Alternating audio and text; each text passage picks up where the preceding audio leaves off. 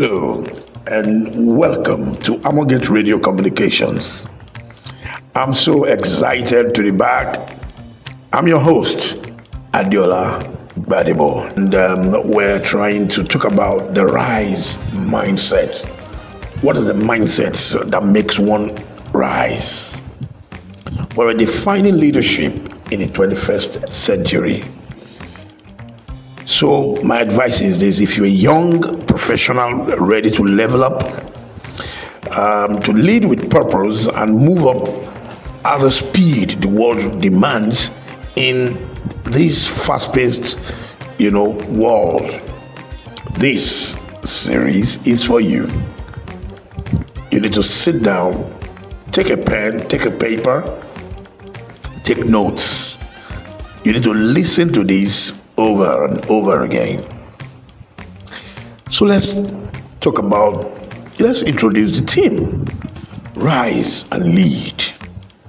Rise and lead.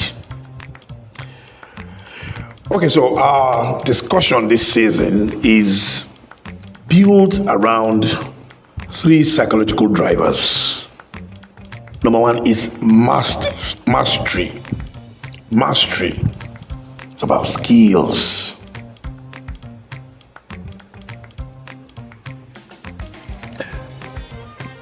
The next is meaning. To search our soul for purpose, trying to make meaning, trying to define purpose. And the third is momentum, gaining speed and agility. I call them the 3 M's of rising. The 3 M's of rising. Mastery, talking about the skills. Meaning, talking about finding purpose. And momentum, which is about speed and agility. So over the next few weeks, we'll give you the mindset. We'll talk about the mindset, the frameworks, and the practical steps to rise quickly and to lead well so your work lasts beyond you. You leave a legacy. Today, we begin with the most important building block, mindset. And I start with this opening quote. Leadership is not about being in charge. It is about taking care of those in charge. Thank you, Simon Sinek, for that wonderful quote. The rise mindset. Leadership today is not a job title. It's not a corner office. It's a choice. A daily decision to accept responsibilities for outcomes, for people, and for change. In a world shaped by technology, speed, and constant disruption, the leaders who thrive are those who combine purpose with initiative. So this episode will help you reframe leadership as service and influence rather than authority. I'll take that again. It will help you reframe leadership as service and influence rather than authority. It will also help you adopt mental models that allow fast, ethical decision making, and also activate small daily habits that build leadership momentum. You know that song, little drops of water, little grains of sand, makes the mighty ocean and the bunch of sea. The little small daily habits that build momentum in leadership. The psychological drivers we focus on today, meaning and momentum. Meaning, why you lead. Momentum, how quickly and confident you act. When meaning fuels momentum, you stop waiting for permission. You begin to create permission. You step in when the opportunity arises. Meaning and momentum. So let's quickly dive into mindset shifts for emerging leaders. Mindset shifts for emerging leaders. So there are some core mindset shifts that are practical, testable, and repeatable. These shifts help us to take, steps, small steps, and cultivate small habits that are repeatable, that we can test, and they're practical. So let us look at it.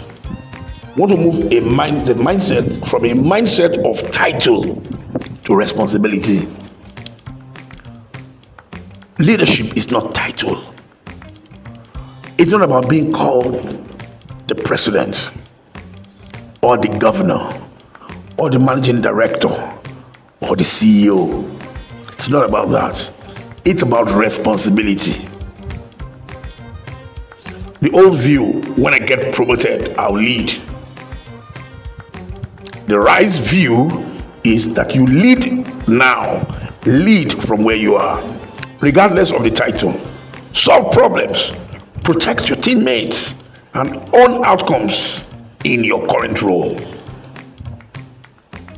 So tactically, you need to volunteer to lead a small project. Maybe this week, maybe in a place of work. It could be in a church or the mosque. It could even be in the family. Yeah, even if it's informal. Volunteer. Put yourself out for leadership. You can only get to be a better leader by leading. Let's go to the second mind shift. From knowing it all to learning fast. Leaders, we usually assume that leaders know it all. So when people get to positions of leadership, they begin to act like they were El Shaddai, like they are the all-knowing, the all-powerful. However, it's supposed to be that they begin to learn fast. There are so many things to learn. Too many things to learn. So the old view is that leaders have all the answers.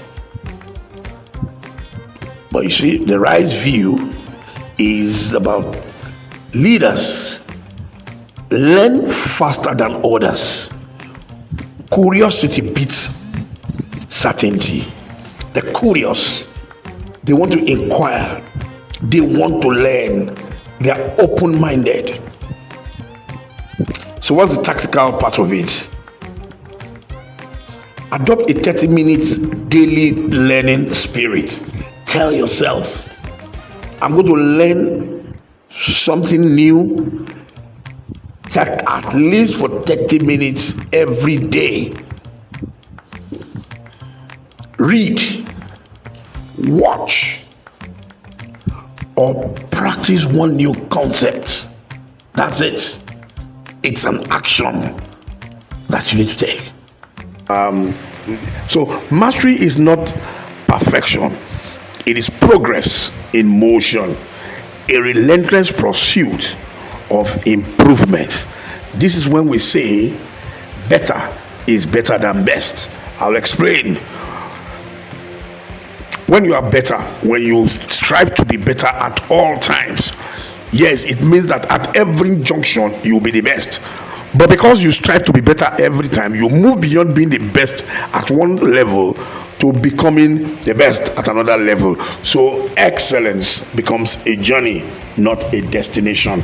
Excellence becomes a journey, not a destination. So mastery is not perfection, it's progress in motion, a relentless pursuit of improvement. And agency means you are not waiting to be taught. You take initiative to teach yourself, to experiment, and to practice daily. Every great leader today, whether it's Elon Musk, Chimamanda Ngozi Adichie, or Ngozi Okonjo-Iweala, build their relevance not by luck, but by mastering specific skills that the world values. They didn't wake up to become who they are. They didn't jump into relevance.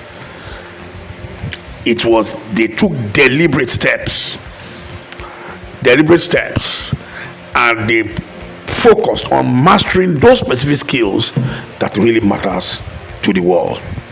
Let's dig into the habits and strategies that help you move from potential to proficiency and from competence to mastery. Building the skills that make you indispensable. Building the skills that make you indispensable. Number one, identify what matters most. Identify what matters most.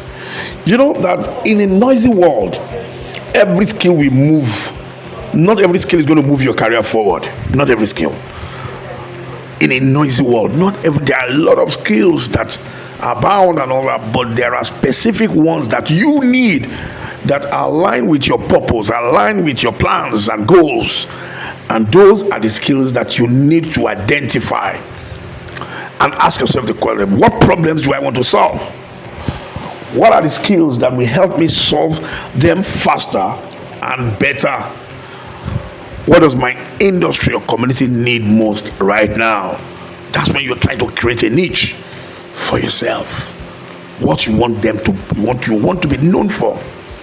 Example: a communicator who learns data storytelling becomes 10 times more valuable in the age of analytics. Yes. A communicator who learns the act of data storytelling, it becomes 10 times more valuable in this age of analytics.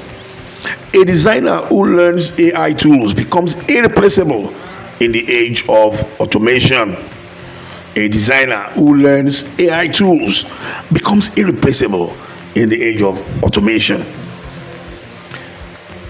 2, you need to adopt the 70-20-10 learning rule. 70-20-10 learning rule. What's the 70-20-10 learning rule? Yeah, so 70, you have to do 70% through experience, doing real work, volunteering, experimenting. 20% through mentorship, learning from those who are ahead of you. 10% through courses, books, formal study, webinars, seminars, listening to podcasts, Don't wait to be ready. Learn as you do. Don't wait to be ready. Learn as you do. Mistakes are part of the tuition fee of mastery. I'll take it again. Mistakes are part of the tuition fee of mastery. You make mistakes along the line, while as you correct your mistakes, you gain mastery. That's what you are paying. It's a price for mastery. It's the price for mastery. Adopt the 70-20 learning rule.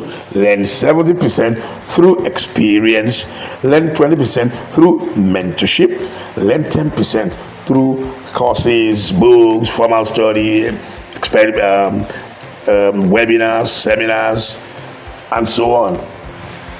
Don't wait to be ready. Learn as you do. Mistakes are part of the tuition fee of mastery. Let's go to number 3. I remind you, number 1 was to identify what matters most.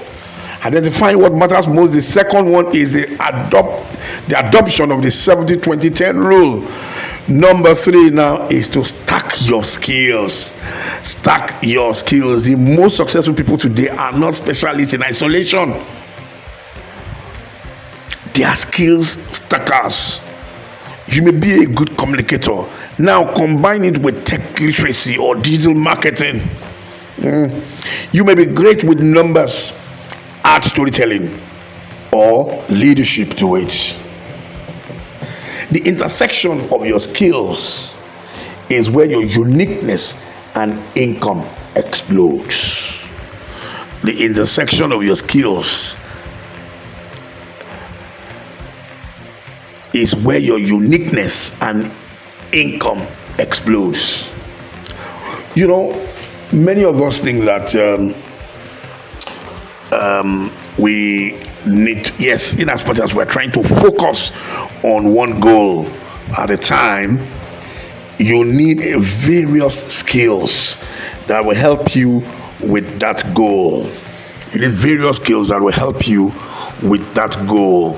Now, I had to learn, even though I thought I was a good communicator and that I could speak my way into any interview, any presentation and all that, but I had to learn the how to use PowerPoint, how to design. It was a huge learning point for me to learn it. It was a learning lead rather. I had to learn how to use that and all that. So I also needed to learn how to research, get my data. So I learned what data science was, data analytics and all that. So because if I impute that into my presentation skills, my communication skills, then people not only just see my skills, they see the facts that I'm reeling out.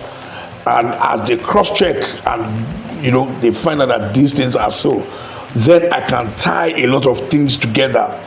Suddenly you look like a master of your craft, and those are the things that really matter.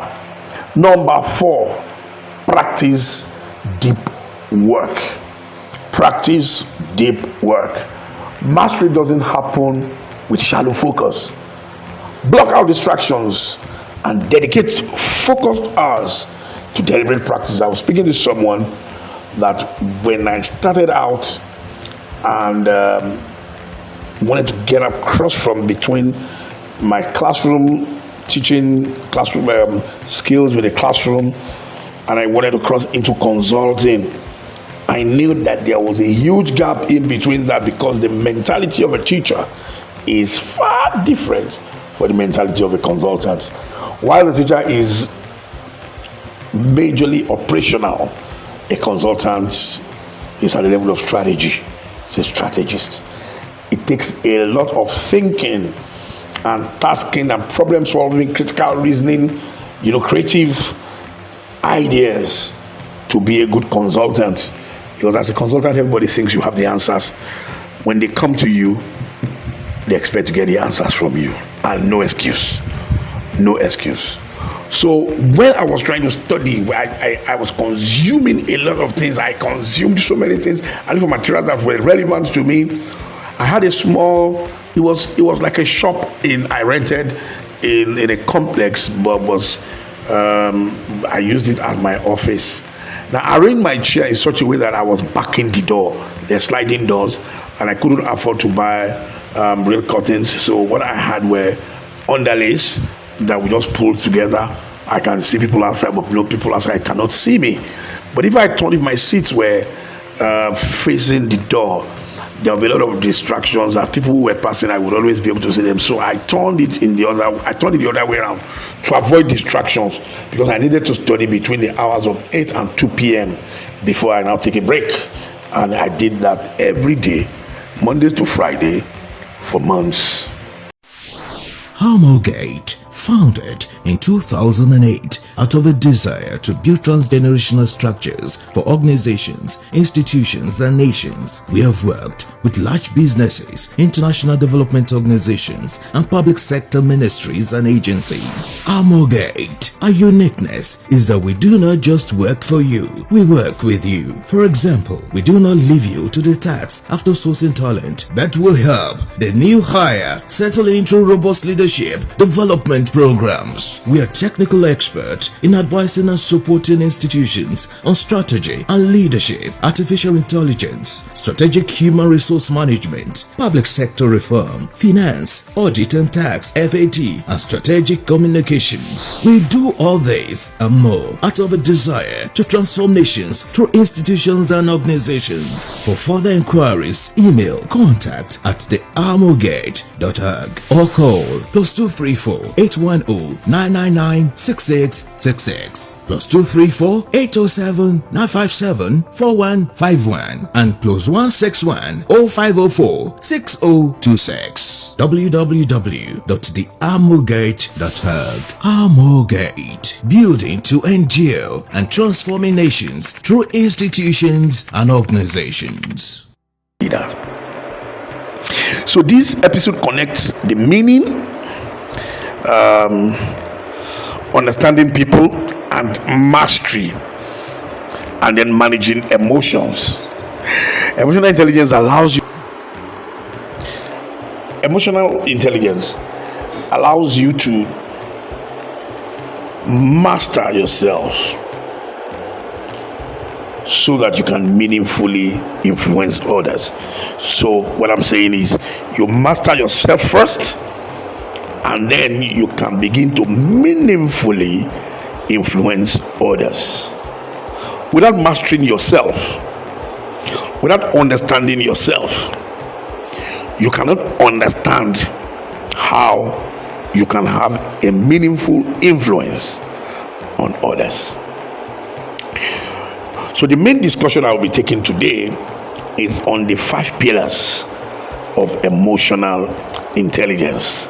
5 pillars. So we'll break it down. Emotional intelligence, is built around 5 pillars, and each one contributes to how you show up as a leader. The first is self-awareness. Know yourself first. Self-awareness. Know yourself first. So this is the foundation of emotional intelligence. This is what every leader must know. It is about being aware of your emotions, triggers, tendencies. It is about knowing your personality, understanding your personality, understanding your temperaments, and how the strengths and weaknesses of that particular temperament can affect the way you reason and the way you respond eventually. Ask yourself, what emotions do I feel most often? How do I react under pressure? What are my strengths? And what are my blind spots? A self-aware leader doesn't let emotions hijack decisions. Instead, they pause, reflect, and respond with clarity. When you know yourself and you apply yourself properly, then others can trust you. Others can trust you. Number 2, self-regulation. That is managing your own emotions. Self-regulation. Leadership comes with a lot of pressure, and how you handle it determines your credibility. Self-regulation means staying composed even when things go wrong. Sometimes all it takes to be a good leader is that you are standing strong and you're not betraying any emotions, and that alone can give strength to the team. That alone can give strength to the team. Self-regulation means staying composed even when things go wrong. You've been planning a project for weeks, everything is going on fine. Suddenly, someone makes a costly mistake. It's not only going to cost, it's not going to increase the cost of the project, it's going to set you back maybe some weeks. How do you respond in situations like this? When you are able to stay calm and take control of the situation, everyone knows that you are angry, but they know, everyone think you should be angry, know that you should be angry, but they cannot see that anger. You are calm, you are able to take control of the situation. You call a meeting, you sit down, you reassess the situation, and then set new execution plan to correct and take the project back on course. And then somewhere alone, you are able to call the culprit, and then you are able to talk. You express your displeasure without insulting, and then you are able to communicate your displeasure without losing your cool. It is not about suppressing emotions. It's about channeling them appropriately. It is about channeling them productively. Instead of reacting, you respond. Instead of exploding, you evaluate. Instead of blaming, you build. A leader who can stay calm in chaos gives their team confidence. Number 3, motivation, the fire within. High EQ leaders don't rely only on external words. They are driven by a deeper purpose, a deeper sense of purpose. They are intrinsically motivated. Motivation is that inner fuel that keeps you moving forward when no one is clapping. Motivation is the inner fuel that keeps you moving forward when no one is clapping. Ask yourself, why do I do what I do? If your why is clear, your how will always find a way. And here's the truth. Motivated leaders don't wait for opportunities. They create them. They create those opportunities. They look, it's like they see a seed in all around that can be planted. A seed of opportunity everywhere that can be planted, and before you know it, because they are highly creative and innovative, and they are motivated from within, not because of money, but they have a higher sense of purpose. They are able to propel themselves even when the chips are down, when everyone is tired. They still get to fire themselves from within, and that fire is actually contagious, and others soon catch that fire. Before you know it, the whole team is back on track. They are suddenly motivated. Motivation is contagious. If you see a truly motivated person and you are a member of the team, you will go and join him.